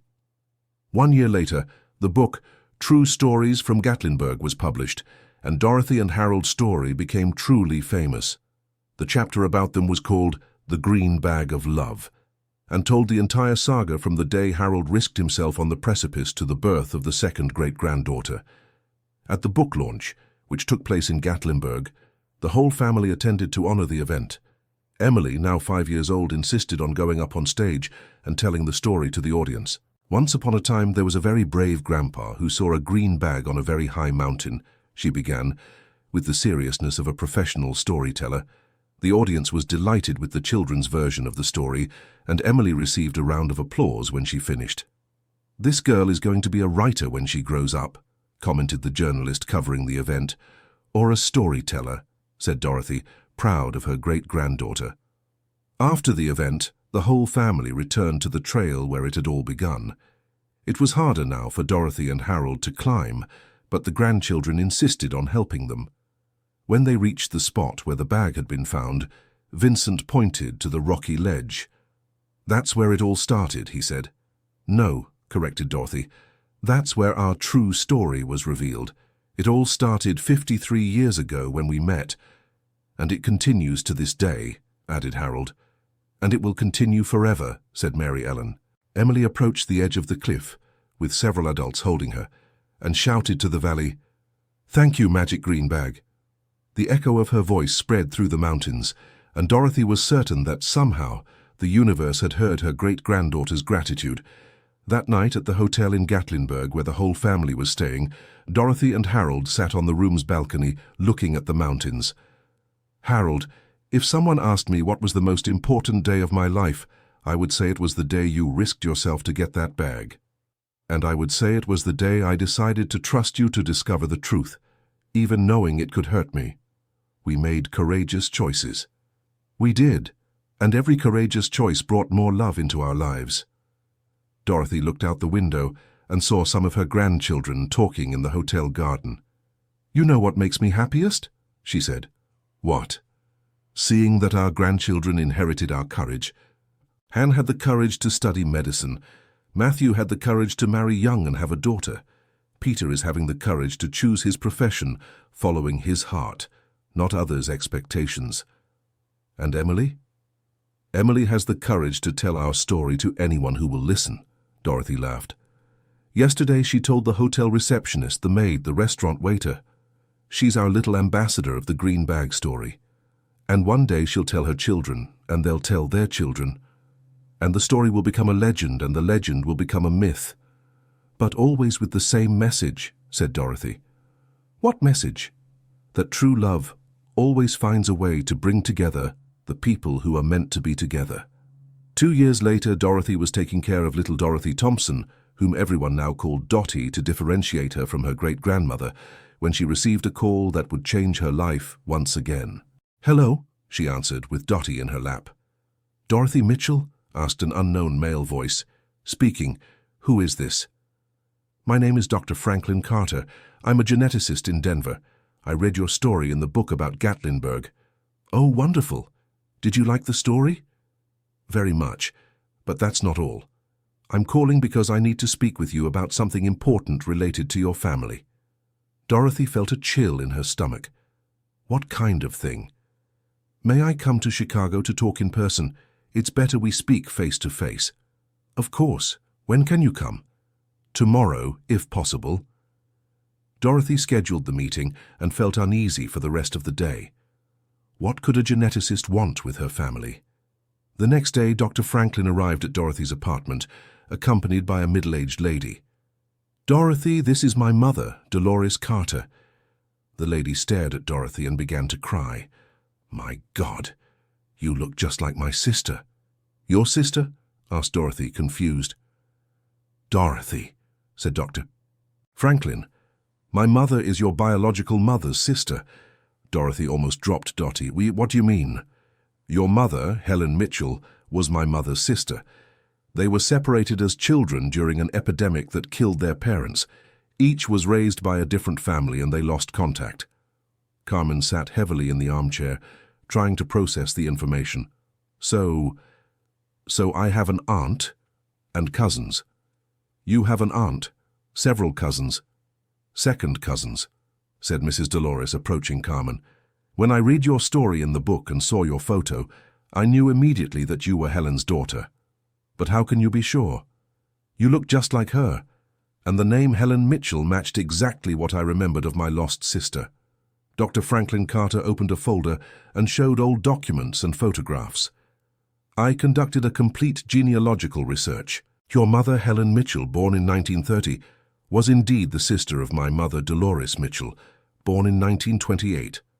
Carmen looked at the old photos and saw a woman who really resembled her.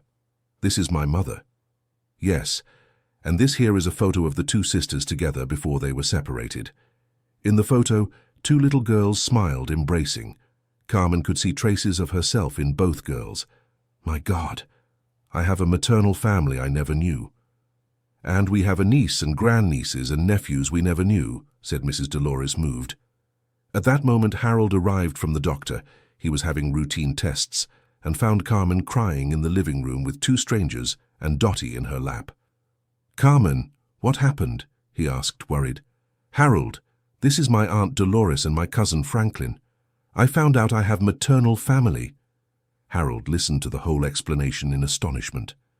When Dr. Franklin finished telling it, he shook his head, incredulous. "Our family just keeps growing," he said. "And there's more," said Dr. Franklin. "You have 4 living cousins, me, my sister Anne Patricia, who is a teacher in Miami, my brother Richard, who is an engineer in Washington, and our cousin Lucy, daughter of our Uncle Joseph, who lives in Denver." "4 cousins," murmured Carmen, "and several nieces and nephews. You have a huge family waiting to meet you." Carmen looked at Dottie, who slept peacefully in her arms, unaware of the revolution happening in her great-grandmother's life. "Do you want to meet my family too?" "More than anything," replied Mrs. Dolores. "I want to meet my grandniece, Mary Ellen, my grandnephews, my great-grandnephews. And we want to understand how a story that began with a green bag managed to reunite families that had been separated for decades," added Dr. Franklin. Carmen called Mary Ellen and told her the news. Half an hour later, her daughter arrived running into the apartment with Peter. "Mom, is it true you discovered more family?" asked Mary Ellen, breathless. "It's true, my dear. This is your great-aunt Dolores and your cousin Uncle Franklin." Mary Ellen hugged Mrs. Dolores, who cried with emotion upon meeting her grandniece. "What a beautiful family you've built," said Mrs. Dolores to Carmen. "Your mother would be proud." "Do you remember my mother?" "Yes, I do. Helen was sweet, affectionate, a dreamer. She always said that when she grew up, she would have a big, happy family." "Then she made the dream come true," said Peter. "Even without being here, she has a big, happy family." That night, Carmen called Vincent to tell him the news. "Vincent, you won't believe it. I found out I have maternal family." Vincent was happy about the news and asked an unexpected question. "Carmen, do you think we're still going to discover more surprises about our families?" "Why do you ask that?" "Because ever since we found that bag, our life has turned into a roller coaster of family discoveries." Carmen laughed. "Maybe the bag really is magical, like Emily always says. Or maybe when we start looking for love and truth, the universe conspires to give us more than we imagined." 3 months later, Dorothy organized a big family party to introduce the maternal cousins to the entire family. The event was at Mary Ellen's house, which now had a large backyard after they moved to a bigger home. Dorothy counted over 40 people at the party, the whole family that had grown since the discovery of the green bag, plus the new maternal family they had recently discovered. "Aunt Dorothy," said Anne Patricia, the cousin from Miami, "thank you for finding us. Or rather, thank you for letting us find you." "You're the ones who found me," corrected Dorothy. "I didn't even know you existed. But if you hadn't made your story public through the book, we would never have made the connection." "Then we have to thank Mrs. Francis, too," said Richard, the engineer cousin. "And Dr. Franklin for having the curiosity to investigate," added Lucy. "Actually," said Harold, raising his glass, "we have to thank that green bag that started it all." "To the green bag," everyone shouted in unison, raising their glasses. Emily, now 6 years old and more articulate than ever, asked to give a speech. "Everyone, I want to say something important," she said, climbing onto a chair to be at the adult's height. Everyone stopped to listen to the girl. "Grandma Dorothy always says family is who we choose to love. But I think family is also who chooses to love us back." The adults looked at each other, impressed by the depth of the child's reflection. "And today," Emily continued, "our family chose to get even bigger, so now all of you are my family too." The party continued late into the night, with music, dancing, American food, and many stories being shared. The maternal cousins told about their lives. Their children met and became instant friends, and Mrs. Dolores couldn't stop saying how happy she was to have found her lost sister's family. At the end of the night, when everyone had left, Dorothy, Harold, Vincent and Eleanor stayed behind helping Mary Ellen clean the house. "Dorothy," said Vincent, "can I ask a question?" "Of course. Don't you think it's time we wrote our own version of the story?" "How so?" "A book told by ourselves, with more details, more emotions, more reflections on everything we've lived through." Dorothy stopped drying the dishes and looked at Vincent. "Do you think people would be interested?" "I think so," said Eleanor. "It's a story of love, forgiveness, family, second chances. Second.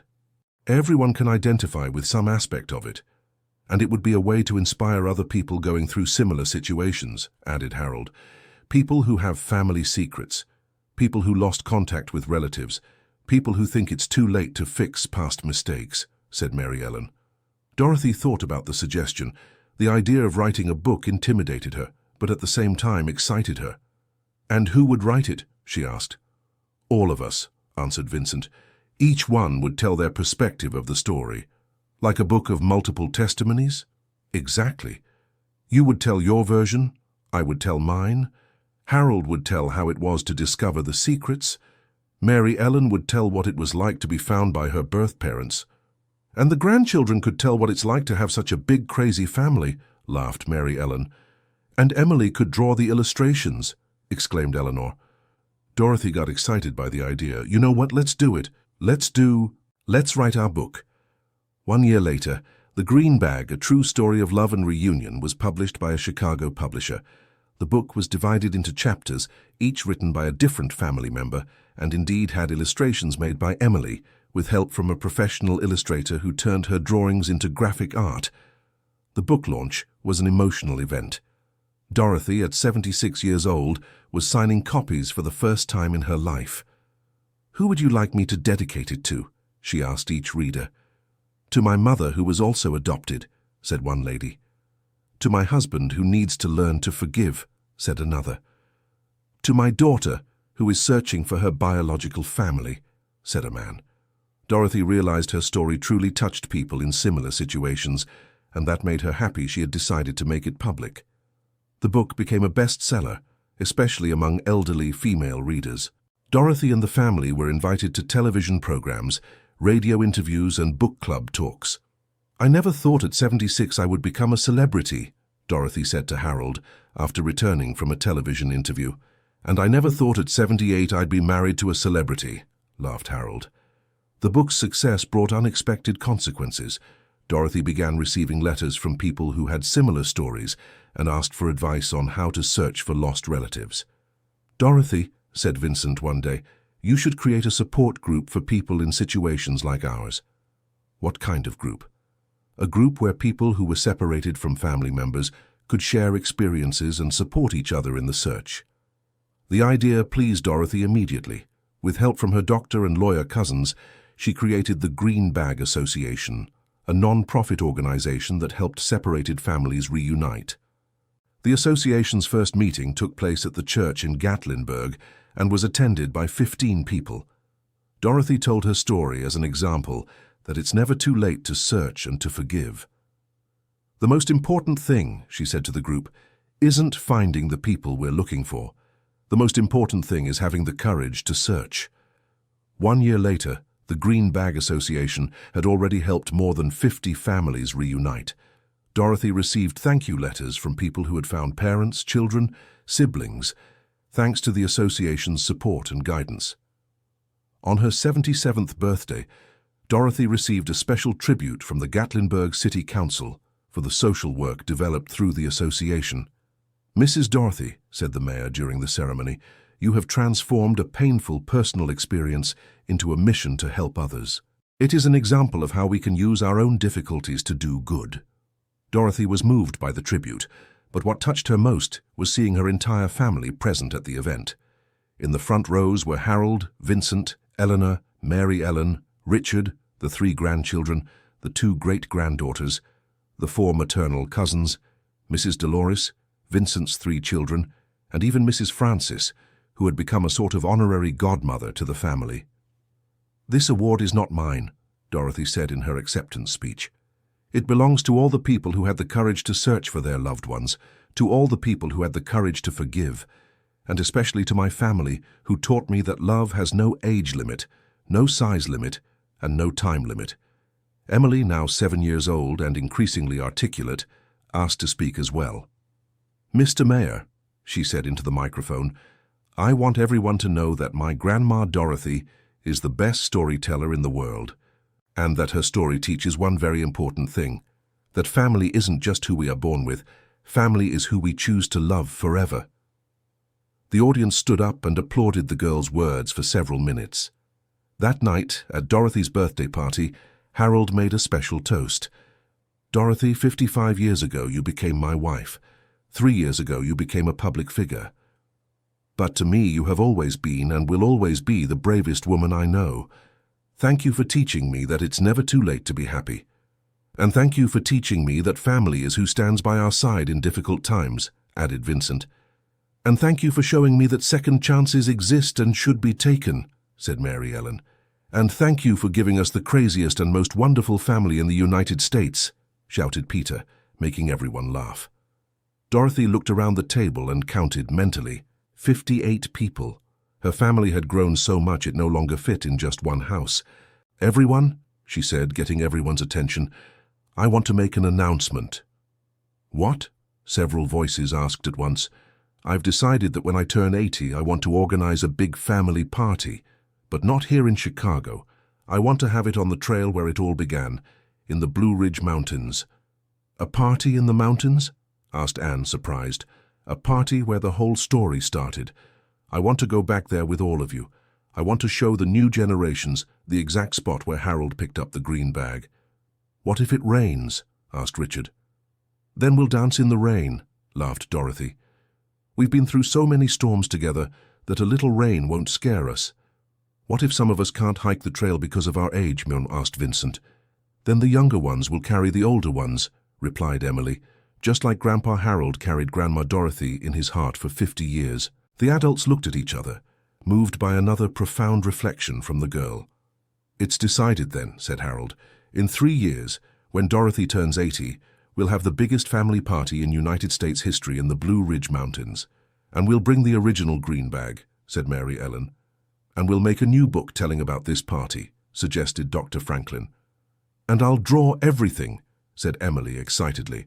"And I'll learn to tell the whole story," said Dottie, who now at 3 years old was already speaking in full sentences. Dorothy felt immense happiness hearing her family's plans. At 77, she still had dreams to fulfill and people to love.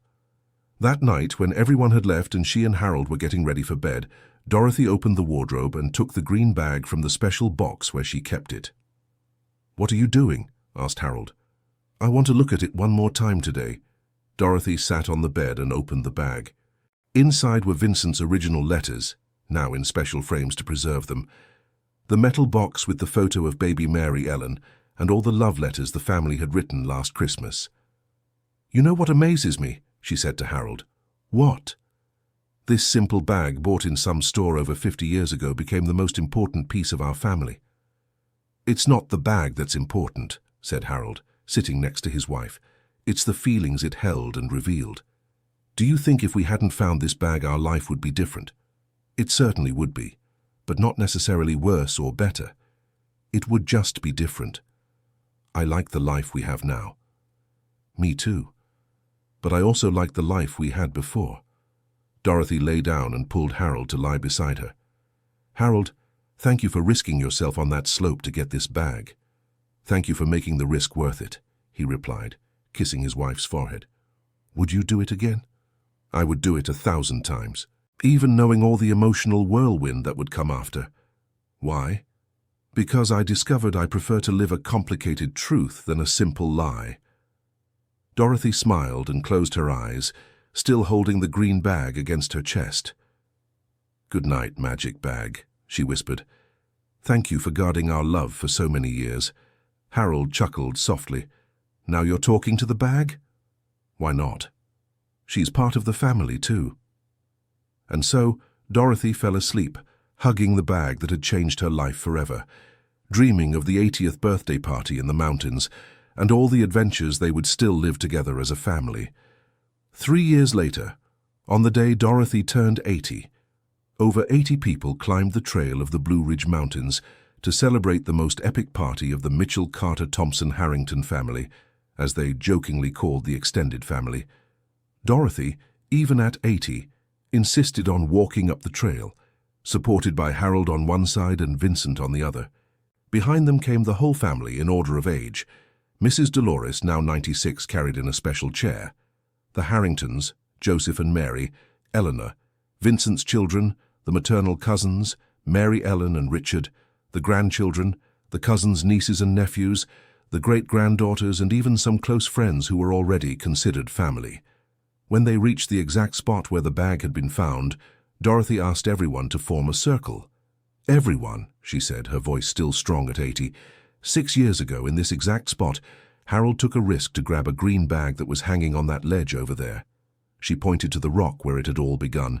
"Back then, we were just 2 old folks walking in the mountains. Today, we are a family of over 80 people." 83! shouted Emily, who at 10 years old was now the family's official counter. 83 people, corrected Dorothy, laughing. "And each one of these people is here because someone had courage. Courage to take a risk, courage to search, courage to forgive, courage to love." Dottie, now 6, raised her hand. "Grandma Dorothy, can I speak?" "Of course, Princess." "I want to thank the green bag for bringing our whole family together, and I want to promise that when I grow up, I will tell this story to my children, to my grandchildren, forever." "I promise too," said Emily. "Me too," shouted all the younger grandchildren and nieces and nephews. Dorothy took the original green bag from the backpack she was carrying. "This bag has kept our secrets for over 50 years. Today, I want it to hold our gratitude." She opened the bag and began to pass it around to each person in the family. "Everyone, put a piece of paper in the bag with one word that represents what this family means to you." For half an hour, everyone wrote their words and placed them in the bag. When it was Dorothy's turn, she wrote, "Wholeness." Harold wrote, "Fidelity." Vincent wrote, "Redemption." Mary Ellen wrote, "Belonging." Emily wrote, "Magic." Dottie, with her mother's help, wrote, "Love." When everyone was finished, Dorothy closed the bag and held it to her chest. Now this bag no longer holds letters of a lost love. It holds the feelings of a found family. At that moment, they began to hear music coming from the base of the trail. Anne and Peter had organized a surprise. A small band of local musicians had climbed up carrying instruments to play at the party. "Surprise!" shouted the 2 grandchildren. "We're going to have music at the mountain party?" asked Dorothy, moved. "We're going to have music, food, dancing, and everything an 80th birthday party deserves," replied Anne. The party lasted all day. There was typical mountain food, live music, dancing. Dorothy danced with Harold, Vincent, and even with some of the grandchildren, games for the children, and many, many stories being told. In the late afternoon, as the sun was setting over the mountains, Dorothy asked everyone to be silent for a minute. "I want to keep this moment in my memory forever," she said. "All of us here, in the place where our story began, celebrating not just my 80 years, but 83 lives that connected through love." The silence was magical.